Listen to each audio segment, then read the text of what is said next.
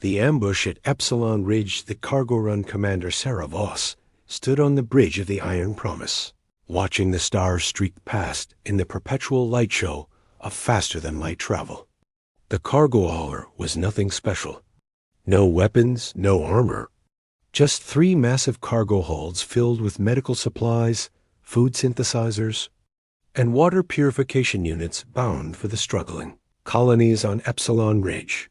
Sarah had made this run 17 times in the past 2 years. It was supposed to be routine. The Iron Promise was a civilian vessel, registered with the Galactic Commerce Authority and protected under the Non-Aggression Compact. Its hull was painted with the bright yellow stripes that designated it as a humanitarian transport. In the 5 years since humanity had joined the galactic community, those stripes had been respected. Until today, Sarah was 42 years old, a former merchant marine captain from Earth who had jumped at the chance to command interstellar routes. Her brown hair was pulled back in a practical ponytail, and her green eyes had the tired look of someone who had seen too many budget reports and not enough sleep. Behind her, the bridge crew worked quietly. Navigation Officer David Park monitored their course. Communications Specialist Rita Alvarez sat ready at her station. And in the engine room, 6 decks below, Chief Engineer Marcus Chun kept the aging fusion drives running smoothly. They were 3 days from Epsilon Ridge when the attack came. First contact with death. Proximity alarm shattered the bridge's calm. David's fingers flew across his console. Commander, I've got multiple contacts dropping out of FTL. Range, 200,000 kilometers. They're moving fast. Sarah's stomach dropped. Identify them. Scanning now. Configuration matches Krell Dominion warships. I count 5 vessels. Frigate class. The Krell. Sarah had heard about them in the intelligence briefings. A reptilian species from the Scutum Centaurus arm. They had been raiding the outer shipping lanes for months. The Galactic Authority claimed they were handling it, but clearly they weren't handling it fast enough. Hail them, Sarah ordered. Remind them we're a protected humanitarian vessel. Rita opened the channel. Attention Krell vessels. This is the civilian transport Iron Promise. We are carrying medical and relief supplies to Epsilon Ridge under Galactic Commerce Authority protection. Our manifest is available for inspection. We are unarmed and request safe passage. Silence. The Krell ships spread into an attack formation, their dark hulls bristling with weapons. Then the response came. The voice was harsh, like gravel sliding over metal. Human vessel, your kind does not belong in this sector. Your weakness offends us. Prepare to be destroyed. Sarah's blood went cold. Get me engineering now. The engineer's solution, Marcus Chun, was elbow deep in a coolant conduit when the call came through. Chun here. Marcus, we've got 5 Krell warships about to turn us into scrap metal. I need options. Marcus pulled himself out of the conduit, his dark hair matted with sweat, his coveralls stained with grease. At 35, he was one of the youngest chief engineers in the fleet, and he'd earned the position by keeping ancient ships running when they should have been mothballed years ago. Options? Sarah, we're a cargo hauler. We've got all the combat capability of a flying warehouse. I know what we are. I'm asking what we can do. The first missile hit before Marcus could answer. The Iron Promise shuddered violently, throwing him against the bulkhead. Alarm shrieked. Emergency lighting bathed everything in red. Direct hit on the port cargo hold. David's voice came through the intercom. Hull breach contained, but we've lost 30% of our supplies. Marcus pulled himself to his feet, his mind racing. They had no weapons. No shields beyond basic radiation protection. The Iron Promise could barely outrun a garbage scow, much less military frigates. But they did have one thing. One system that might, possibly, work. Sarah, the cargo deployment system. It's a railgun. What? The system we use to launch supply containers to the colonies when we can't land. It's an electromagnetic accelerator. It fires cargo pods at high velocity so they can survive atmospheric entry. If we strip it down, recalibrate it, we might be able to use it as a weapon. There was a pause. Marcus, that thing is designed to shoot containers full of bandages, not fight warships. I know, but it's all we've got. Another impact rocked the ship. Marcus grabbed a support beam to stay upright. Through the hull, he could hear the groan of stressed metal. How long? Sarah asked. 20 minutes. Maybe less if we skip the safety checks. Do it. And Marcus? Make it count. We're only going to get one shot. Asterisk racing against time, Marcus sprinted through the ship's corridors, his magnetic boots clanging on the deck plates. He grabbed his assistant engineer, a young woman named Lisa Park-David's sister, who had just finished securing the damaged cargo hold. Lisa, forget the hold. I need you in the deployment bay. Now. They ran together, taking maintenance ladders 2 rungs at a time. Behind them, the Iron Promise shuddered with each impact. The Krell were taking their time, savoring the kill. They were firing measured shots, probably wanting to disable the ship completely before boarding it.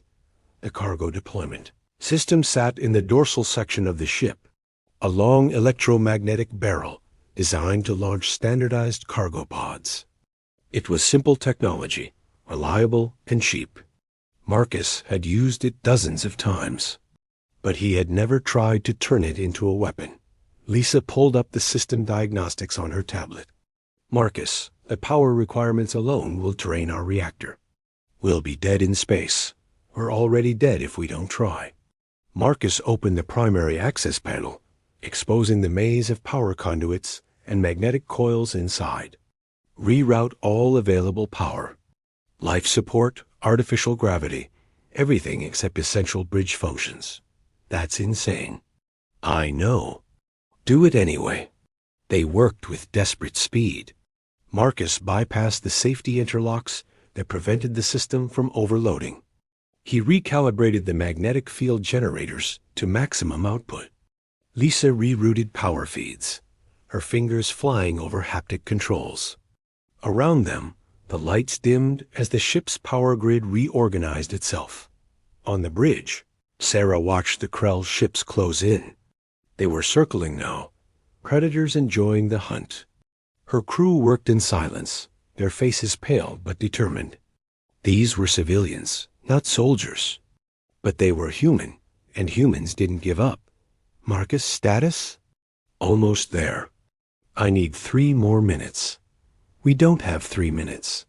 Then make them. Sarah gritted her teeth.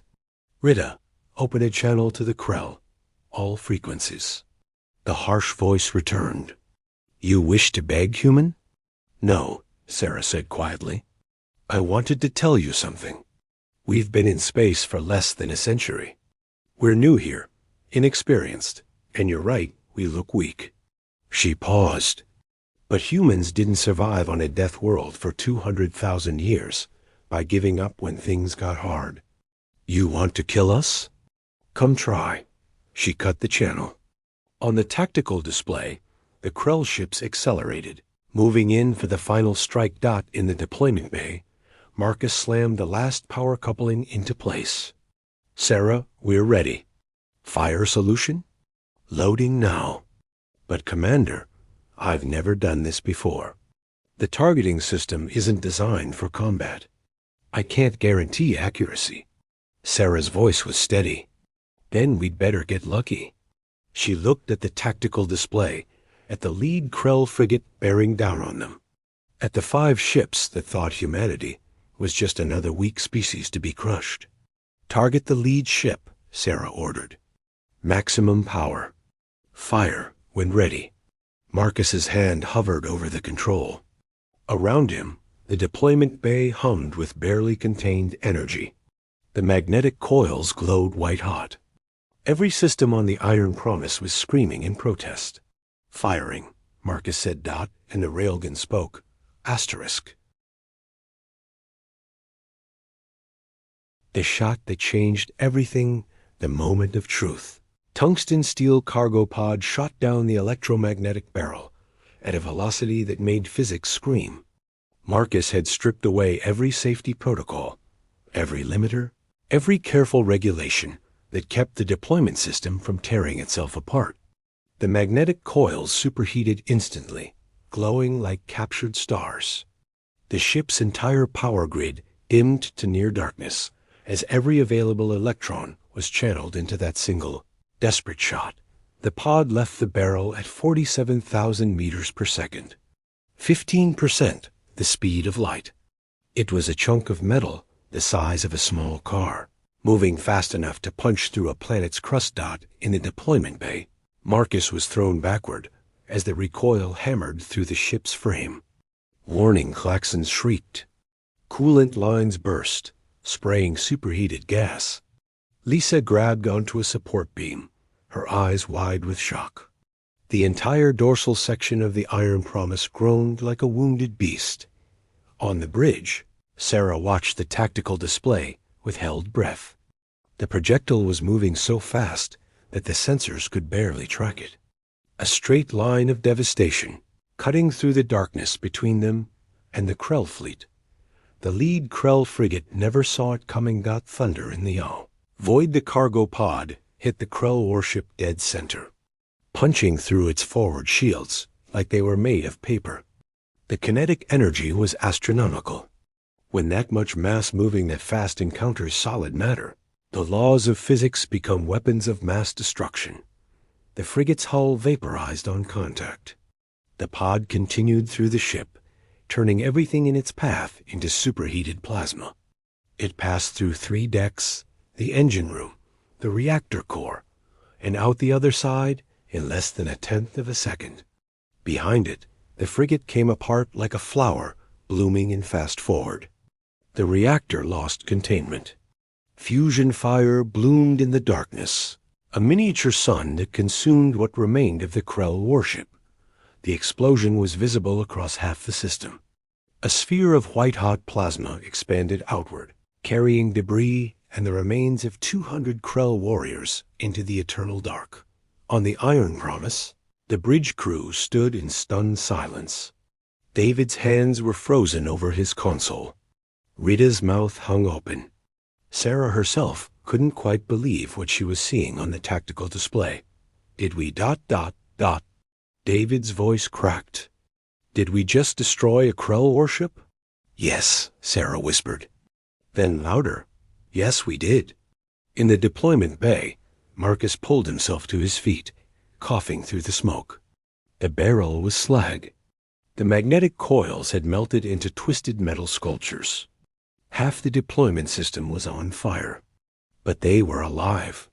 And the Krell weren't. Marcus, Sarah's voice came through his earpiece. You beautiful, crazy genius. It worked. Don't thank me yet, Marcus said, triggering the fire suppression system. That system is dead. We're not getting a second shot. We won't need one. The Krell response, the remaining 4 Krell frigates had scattered, their formation breaking apart in confusion. Sarah could see it on the tactical display. Their ships were pulling back, putting distance between themselves and the Iron Promise. For a species that prided itself on martial superiority, they had just watched a civilian cargo hauler destroy their flagship with a single shot. The communications channel crackled to life. The Krell voice was different now. Not the confident growl from before, but something sharper. Uncertain. Human vessel. What weapon was that? Our sensors detected no energy signature. No missile launch. How did you destroy our ship? Sarah allowed herself a cold smile. We threw a box at you. Really, really hard. There was a long pause. When the Krell spoke again, there was something new in that gravelly voice. Respect, or perhaps fear. You should have died. Your vessel is unarmed. You had no chance. That's what you thought, Sarah said. But humans are good at making chances when there aren't any. We're creative like that. Another pause. This changes nothing. We are still 4 ships against 1 damaged cargo hauler. True, Sarah acknowledged. But now you know something important. You know that if you come at us, at least 1 more of your ships is going to die. Maybe 2. And you're going to have to explain to your superiors how a human cargo vessel destroyed multiple Krell warships using improvised weapons. She leaned forward. How much glory is there in that story? The tactical display showed the Krell ships holding position. Sarah could almost feel them calculating, weighing their options. They could still win this fight. But now it would cost them. Now there was doubt. You have courage, human commander, the Krell voice said finally. This is unexpected. We will remember this. The 4 frigates turned away, their engines flaring as they accelerated out of the system. Within minutes, they had jumped back into FTL, leaving only debris and radiation signatures behind. David exhaled slowly. They're leaving. They're actually leaving. Rita laughed, a slightly hysterical sound. We just bluffed 4 warships with a broken railgun. Not a bluff, Sarah said quietly. They know we'll find another way. That's what scared them. Not what we did, but what we might do next. The aftermath, the Iron Promise limped toward Epsilon Ridge, her hull scarred, her deployment system destroyed, and her power grid barely functional. But her cargo hold still carried medical supplies, food, and hope for the colonies that needed them. Marcus stood in the ruined deployment bay, surveying the damage. Lisa worked beside him, carefully documenting everything for the inevitable inquiry. The Galactic Commerce Authority would want answers. So would the military. So would every species in the galactic community that had assumed humans were just another soft species to be ignored or exploited. Marcus? Lisa said, not looking up from her tablet. What you did today, ... that was impossible. I know. No, I mean really impossible. The power requirements, the targeting calculations, the structural stress. On paper, it shouldn't have worked. The ship should have torn apart. Marcus picked up a piece of melted coil housing, turning it over in his hands. You want to know the secret? I didn't think about whether it would work. I just thought about what we needed to survive, and then I made the ship do it. Humans are good at that, needing something badly enough that we make the impossible happen. That's not engineering. That's desperation. Sometimes, Marcus said with a tired smile, they're the same thing. On the bridge, Sarah composed her report to Galactic Commerce Authority. She kept it simple, factual, devoid of the fear and adrenaline that had driven every decision. But she included one additional note, a message she knew would spread beyond the official channels, carried by the gossip networks that connected ships across the galaxy. To all vessels in contested space, she wrote, today the cargo hauler Iron Promise was attacked by Krell warships while carrying humanitarian supplies. We defended ourselves using improvised weaponry and human ingenuity. 1 Krell frigate was destroyed. 4 others retreated. No human casualties. Message to all hostile forces. We are civilians, yes. Unarmed, yes, weak. Test that assumption at your own risk. Humanity does not surrender. Humanity does not quit. And if you push us, we will find a way to push back. Respectfully, Commander Sarah Voss. Asterisk ripples across the galaxy.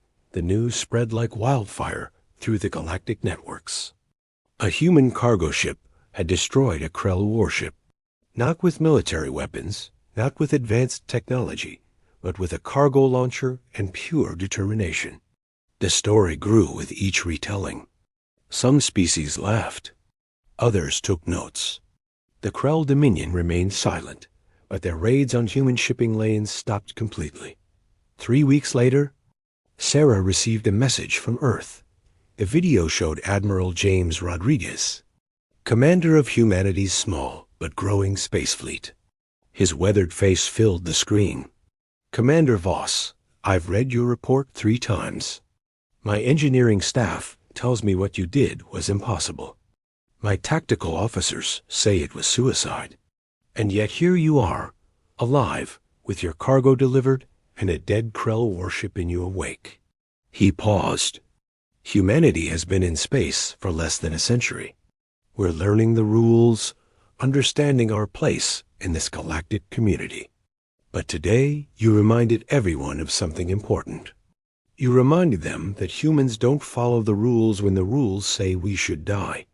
You showed them that we adapt, we improvise, and we survive. Well done, Commander. Well done." The message ended. Sarah sat in her captain's chair, looking out at the stars.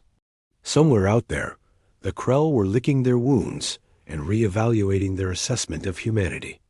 Somewhere out there, other species were watching, wondering what these strange primates from Earth might do next, that the Iron Promise continued on its route, battered but unbroken. In the engine room, Marcus was already sketching designs for a better system. "Just in case," he told Lisa. "Next time, we'll be ready." "You think there'll be a next time?" she asked. Marcus looked at her with the tired wisdom of someone who had just turned a cargo launcher into a weapon of war. "There's always a next time. But now they know. Now the whole galaxy knows. You don't fire on humans and expect us to just accept it. You fire on humans, and we fire back.